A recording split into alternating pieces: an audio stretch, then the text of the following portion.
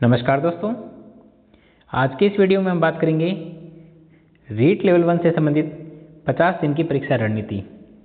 जैसा कि आपको ज्ञात है, आपके रीट पात्रता परीक्षा का एग्ज़ाम 27 फरवरी 2025 को होना है।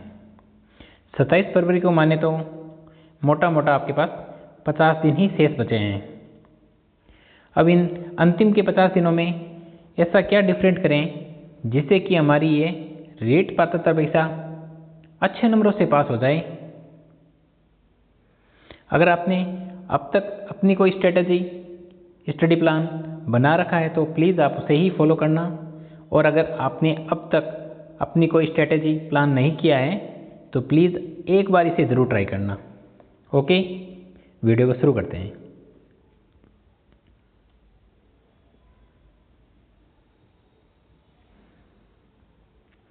जैसा कि आपको पता है, आपके रीट पात्रता परीक्षा में साइकोलॉजी के 30 प्रश्न आने हैं, भाषा फर्स्ट के 30, भाषा सेकंड के 30, गणित के 30, पर्यावरण अध्ययन के 30। शुरुआत में अपन इस 50 दिन की रणनीति को 30 और 20 दिनों में डिवाइड करते हैं।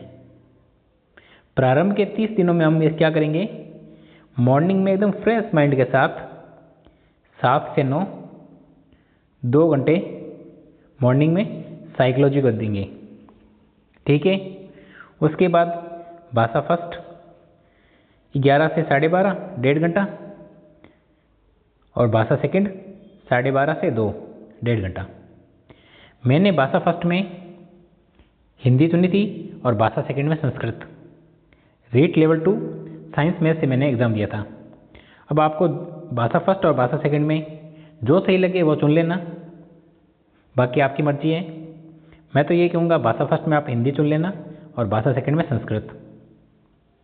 ठीक है, भाषा फर्स्ट को टाइमिंग देना है 11 से 12:30 1.5 घंटा, और भाषा सेकंड को 12:30 से 2।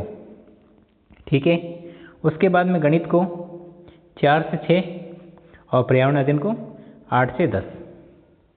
ठीक है, मेन बात आपको इसमें ध्यान रखनी है, इस टाइम फ्रेम में आप इन सब्जेक्ट को पढ़ रहे हो ना, साथ के साथ जैसे साइकोलॉजी पढ़ रहे हो, साइकोलॉजी, उसके बाद में भाषा फर्स्ट, भाषा सेकंड, गणित, पर्यावरण अध्ययन, जैसे जैसे आप पढ़ रहे हो वैसे वैसे जो आपको इम्पोर्टेंट लगे पढ़ने के साथ साथ आपको शॉर्ट नोट्स बनाने हैं।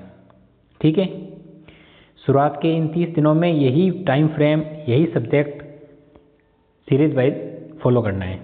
ठीक है, पढ़ना है, साथ साथ जो आपको इम्पोर्टेंट लगे उनके शॉर्ट नोट्स बनाने हैं। ओके, उसके बाद अंतिम 20 दिनों में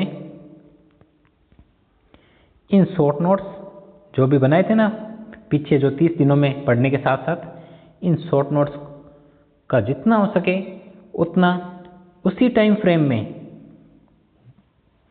शॉर्ट नोट्स का रिवीजन करना है। साथ के साथ PYQ को प्रैक्टिस में लेना है। PYQ कौन से? रीट 2012, 13, 15, 18, 21, 22। इन PYQ का मतलब आपको मार्केट में बुक फॉर्मेट में मिल जाएगा ये PYQ। इन PYQ को बुक फॉर्मेट में लाना है, शॉर्ट नोट्स का रिवीजन करना है जितना हो सके, और साथ के साथ इन PYQ को प्रैक्टिस में लेना है। ठीक है, इससे क्या है, काफ़ी डाउट आपके क्लियर हो जाएंगे, टॉपिक की बढ़िया समझ विकसित हो जाएगी, और कॉन्फिडेंस बिल्ड होगा कि आप पेपर बढ़िया से दे दोगे। ठीक है, इन अंतिम के 20 दिनों में क्या करोगे, जितना हो सके शॉर्ट नोट्स को उसी टाइम फ्रेम में, पहले साइकोलॉजी, उसके बाद हिंदी, जैसे मतलब भाषा फर्स्ट, भाषा सेकंड, गणित, पर्यावरण अध्ययन, और उसी टाइम फ्रेम में अंतिम के 20 दिनों में शॉर्ट नोट्स का रिवीजन करना है, साथ के साथ PYQ को प्रैक्टिस में लेना है। ठीक है, उसके बाद क्या करोगे, 27 को आपका एग्ज़ाम होगा। 21 से 25 इन 5 दिनों में केवल और केवल शॉर्ट नोट्स का जितना हो सके उतना रिवीजन करना है। देखो, इन शॉर्ट नोट्स के जितना हो सके उतना रिवीजन करने से क्या होगा कि आप में इस सिलेबस रीट का, जो रीट लेवल 1 का जो सिलेबस है उसको लेकर आपके अंदर इतना कॉन्फिडेंस बिल्ड होगा। आप एग्ज़ाम में देखना, जितना आप शॉर्ट नोट्स के रिवीजन करोगे ना, आपके अंदर इतना कॉन्फिडेंस बिल्ड हो जाएगा कि आपको खुद को लगेगा हम ये रीट लेवल 1 का पेपर बहुत बढ़िया से दे देंगे, कोई टेंशन वाली बात नहीं है और 120 प्लस आराम से ले आएंगे। ये वाला कॉन्फिडेंस आपके अंदर बिल्ड हो जाएगा। ठीक है, दोबारा से देख लेना, इस टाइम फ्रेम को फॉलो कर लेना इन अंतिम के 50 दिनों में और इसका रिजल्ट आप खुद देखोगे। ओके,